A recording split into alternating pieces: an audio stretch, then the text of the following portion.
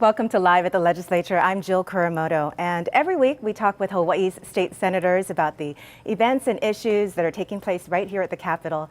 And this morning we have with us Senator Donna Mercado Kim. She is the District 14 Senator, and Senator Kim is the chair of the Committee on Government Operations.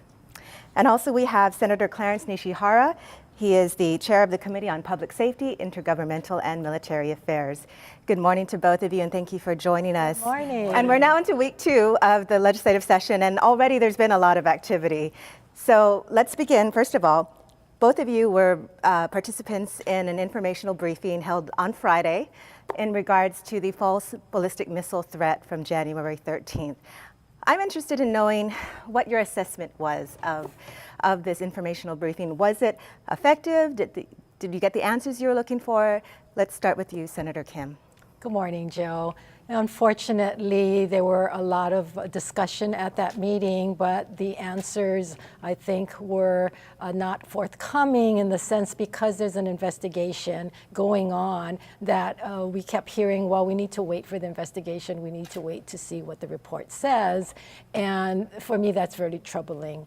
I found that despite some of the changes that they said they're making so that this kind of thing will not happen again in the future, is that the internal controls seem to have been missing then, and it worries me that if we don't have a good foundation for internal controls, we're not going to have it into the future. And these controls is, procedures, operations, review, training, and you have to constantly evaluate that. And to hear that they ran that exact same test that caused that error on Saturday 26 times prior to Saturday, and there were no internal controls to check to see that they could possibly be an error, that they needed to have 2 people, they needed to have separate screens or whatever it is they needed to prevent something like that from happening.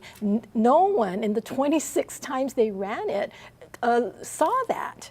And so now to put it in, how do we know something else is not going to occur because that internal controls are not there?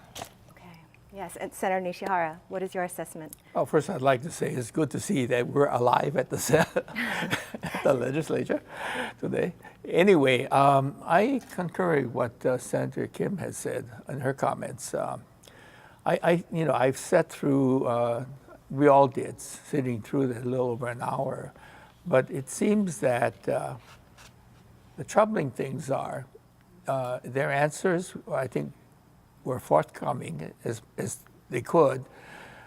But it did show up the glaring errors and areas where they seem to have shortcomings, either in procedure or in the technology they used, or it seems like generally there was a little, quite a bit of chaos, not only in the public, but also within the agency as they were moving forward. And I guess you could say the same maybe at the governor's office as well. I did get an opportunity to speak to the 2 members who came from the FCC, and they did point out some of the things that they feel that were in place that the state could have used, but they didn't. So that needs to be investigated further to see why, if these technology was available, that they should have used it. The fact that they weren't aware of it shows that maybe they need to have more training themselves as to what they're using at HAIMA. Right. Well, what sort of actions do you see going forward then at this point, Senator Kim? Well, we were hoping that we were going to hear that, and instead we kept hearing that we got to wait till the report comes out, and that worries me. They did say that they were going to dispense with having any more of these drills until such time that they can review everything, which then brings up the question, why did we even roll out those alerts and those sirens if in fact they're not totally ready? And they really did not have a plan for the community, the businesses, the transportation system as to what happens when there's this alert. So I'm not sure what's going to be coming down from the governor's office, but we'll look forward to that. Right. Same question? Yeah, well, yes. Sure. Well, I think, you know, I for one, I'm waiting to hear what the results of the investigation turns out. I think then we'll have a better idea in their perspective what they found that they needed to fix, what they needed to go forward and make improvements on.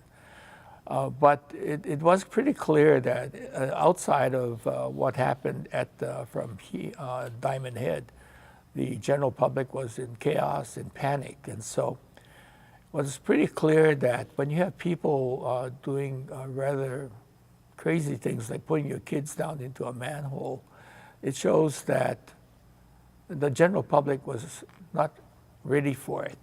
You know, I did hold some public meetings and they were given some instruction as to what they could expect to do.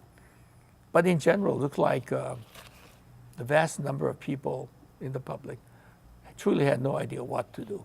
Okay, so maybe education is something I that's think going to it's definitely important. be And it part of includes, it, right? right, exactly. And I think it includes bringing in the DOE into this, too, Department of Education, as well as the tourism industry as well. Right. Okay. Well, I don't know if I can ask you this, but if you can give me a real concise answer about your assessment of the governor's State of the State address. We have less than a minute here.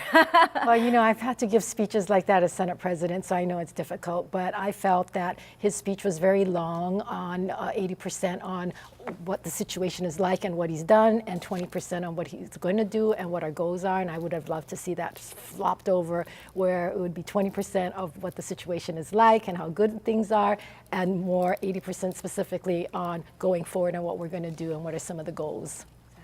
And quickly, your quick assessment of... Ditto for her. But I think the government missed an opportunity to talk about what happened for that false alert. And I think people are wondering why he didn't mention it as well. Okay, well, thank you very much both for being here, and thank you, viewing audience, for joining us for Live at the Legislature. You can always keep up to date on what's happening with the Senate on our HawaiiSenateMajority.com website. You can also stay up to date on all the events of the legislature at capitol.hawaii.gov. Thank you again for watching Live at the Legislature.